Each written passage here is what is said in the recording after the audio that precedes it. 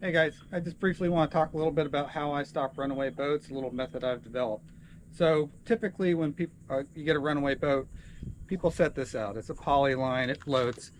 What they'll do is they'll run out in front of the boat, they'll set this out in the path of the boat, and what they'll do is they'll run it over, but typically what it does is it goes over the cavitation plate on the engine. It doesn't actually make it into the prop. So what you essentially do is you slow the boat down. In rare cases, yes, it does get in the prop, but for the most part, what happens is it just gets above the cavitation plate. It slows the boat down. When I did this in the first video here, my first video, what I did was I ran out in front of the boat. I set this out. It's a poly line. It floats.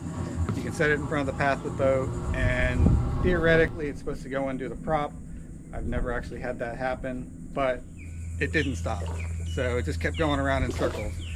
What it did do was it probably slowed it down about 10 knots. So the second time, what I did was I took a poly ball or a fender and I tied it to the end of my other line and I paid it out in front of it, and it caught around the upper, above the cavitation plate again. But what it did was it wedged itself between the transom and the lower unit and allowed me to get a hold on the boat and stop it. After it did that, I was able to pull the boat backwards. By doing that, it actually took my polypropylene line in the froth and everything created by the prop.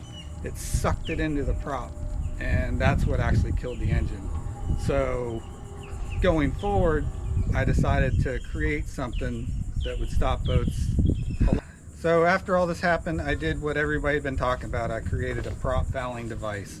I took everything I learned. I used a poly ball or fender.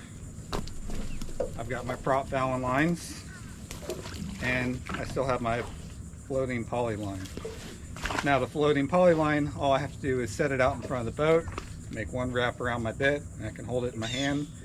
And what it's going to do is it's going to drag all this mess directly into the path of the boat.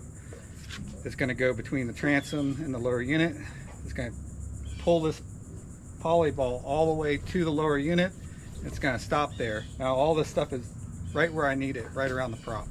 Now I would say in most cases it's probably going to be low enough in the water column to begin with, because the white line is all sinking line. It's probably just going to stall as soon as it gets to the lower unit. But if it doesn't, or say you've got twin engines and you got one stalled, there's enough there I can still hold on to that line that goes around my bit, accelerate and pull the boat backwards and create that froth again and drag remaining fouling lines into the prop as well.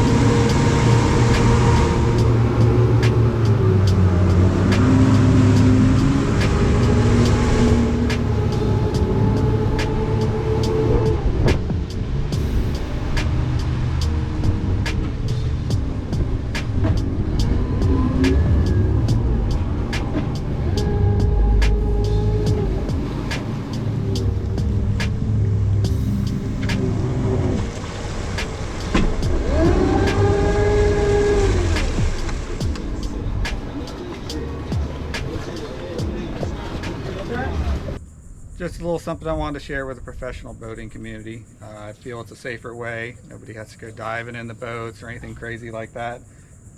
I've stopped one now with this.